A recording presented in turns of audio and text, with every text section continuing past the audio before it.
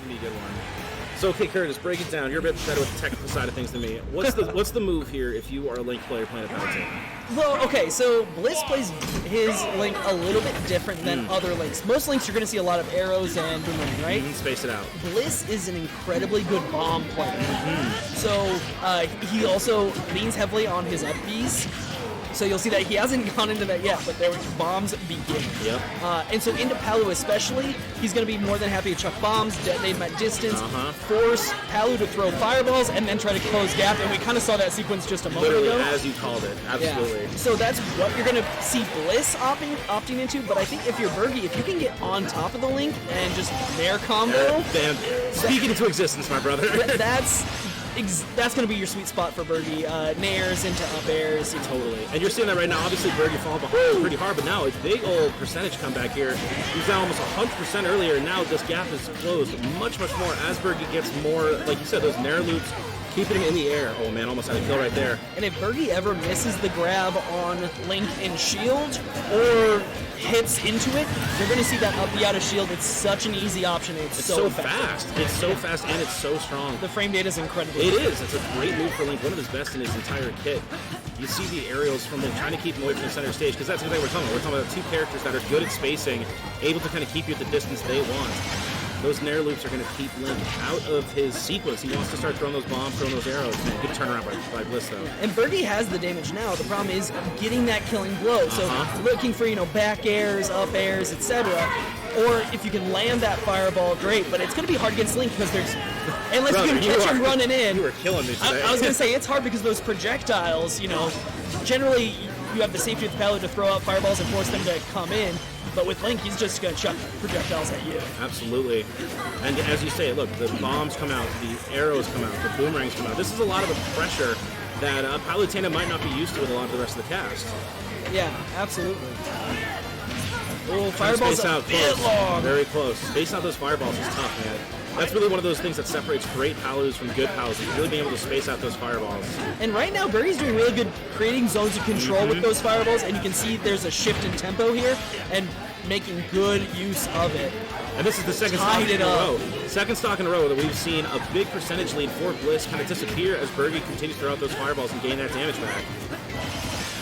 The question will be if Bergie can get the percentage and clear him out this time, whereas last time it took a little bit longer and that allowed Bliss to get the lead. Look at the way that Bliss is able to stay off stage just a little bit longer. Down air wasn't finds the up air that time for the killing blow. But that stalling ability of Link is something I don't think a lot of people really realize he has. The ability to get down air and then get back on stage, and there was that up air. Up air out of there shield. It was. Gets the star kill, and we're at a gentleman's one stock again. Yes, we are. My God. They're tight, man. These are tight matchups today. I'm enjoying it. The kick, he's going to flip the bomb over. Oh, the boomerang didn't give it enough oomph. Almost great. Nair loops couldn't quite continue the string there. Gets inside, both swings are shielded, the grab is short, the grab is able short. to come in with that nair. Nice. Oh, the patience from both of them right now. Oh man, those F air chains are crazy. Yeah, he's just getting that single hit on the short hop and landing to cancel. And what's interesting is that in a matchup like this percentage is almost even. Because as you've mentioned a couple times before, like, Palutena, if there's one thing she might have a bit harder connecting with, it's that final killing blow. Link has a lot of options for that. Yeah, but the nair strings to get the damage, she has no issues getting in on. Absolutely. Down air, an inch off on the up smash. Yeah, absolutely. A little bit further tucked under platform. That would have landed.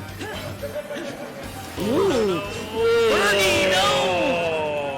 The recovery isn't quite the right angle for him, and Bliss takes it. Man. You do hate to see it. But that's the kind of pressure that Bliss puts on you as that Link, man. You can't come back to stage when you want to. You have to wait till he allows you to. With those bombs, we've said it a million times now, but those bombs, the arrows, the boomerangs, like, you were spaced out so bad off stage. Palutena is probably one of the better characters able to get by it, but not that time.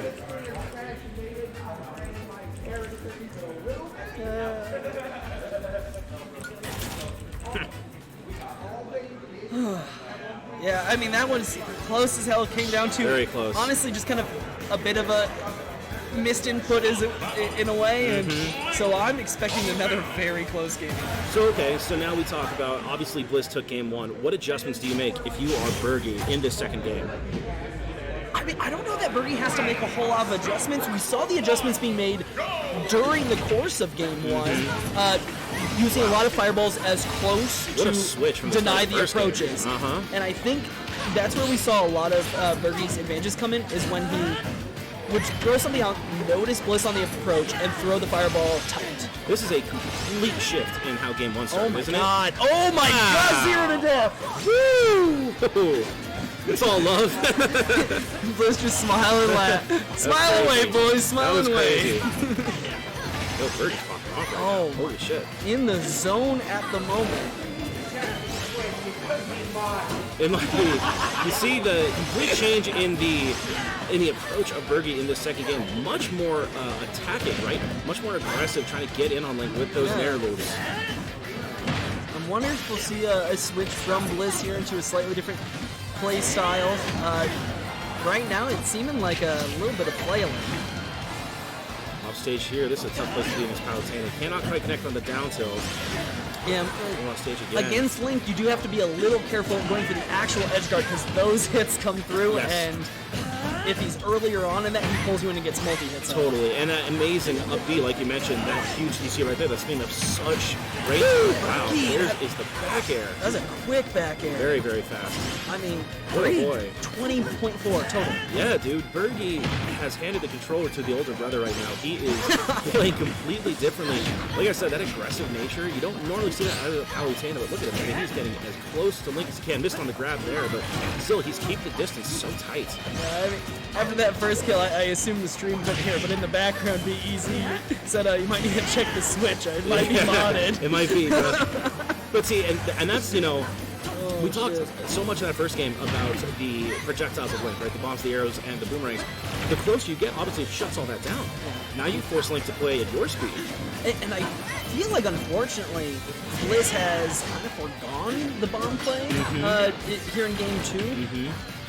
And I've generally seen him as taking so much advantage on people not knowing how to play around those explosions other than shield them. If you keep shielding them, eventually your shield poke the hell out, and then down it, airs come in, and you're dead. You have a bit more experience seeing Bliss play. Like I said, I play Bergie pretty often, but the one thing I can say about his game, he adjusts so well. I mean, we've you seen it. You literally see it right here in front of you. You play a game, There's the up. and then he just sees, okay, I understand, and makes those adjustments. Very nice. So weight out. smart. Very nice weight out on that counter. That was great. I mean, he threw the bomb, forced the counter, and then he just ran it down and just kicked him in the face. That was a great change of pace there from Bliss. I mean, it's not going to get Bliss back in this game, but I think it's the kind of thing you need for your mental to head into game three. It's small things, right? It's starting to parse out, okay, so maybe I drop this game, but what do we have to do in game three? There's that up tilt, it's going to take it. Absolutely. Yeah, Wow. I think that move, that kill was necessary to get the mental recovery for Bliss. It's like, okay, I can make these plays. And those are the ones I want to see where Bliss is using range and his projectiles to set things up rather than forcing based on it. Because when he was forcing, that's when he's running into those close fireballs as a counter. Like, take your time. He's going to have to probe this defense. So much of Super Smash Brothers, especially Ultimate, is based on movement and pacing, right? Making your opponent come down to your speed and to your level. And that was what Bergie did so well in that second game, was he really changed the speed of the game. He said, no, I'm going to speed this up a little bit.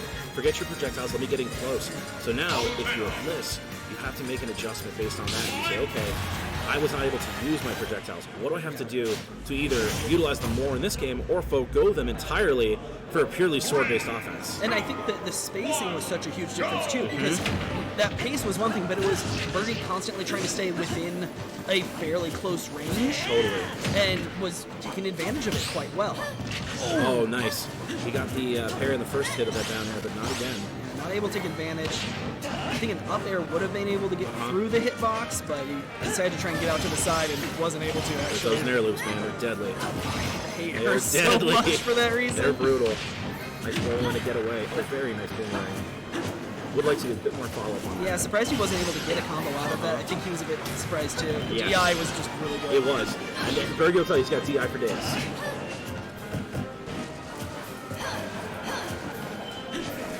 Much more patient in game 3 between these two players. Yeah. I don't think either of them trust that they have it. I think that's fair, Like, 'cause yeah. even though Bergie looked really good in game 2, like game 1 was super tight. I mean, if you're respecting your opponent, you're going, okay, they just had a bad game. I'm not gonna screw myself by getting into aggressive. Absolutely. Bergie looking good right now, holding court up about 60%. Yep. That explosion's not going to kill, but it definitely controls the map. A lot of down airs out of Bliss right now.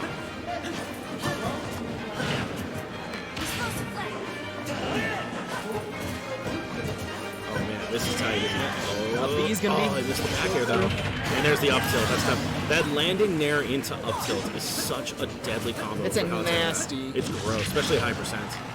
Good with the 1-2 there from Bliss. I would have liked to see the bomb play, but he actually plays it well on top. Just now he's got the bomb play. That's a great follow-up, to miss on the bomb and then follow up with that forward air. He bounced the bomb off the returning boomerang for a bit of like speed change-up, but it didn't end up getting him what he wanted. All of in the time it took you to say that sentence, there's 39%. Yeah. Off. I mean, Palutano. Whoa, there it is. Wait out the counter.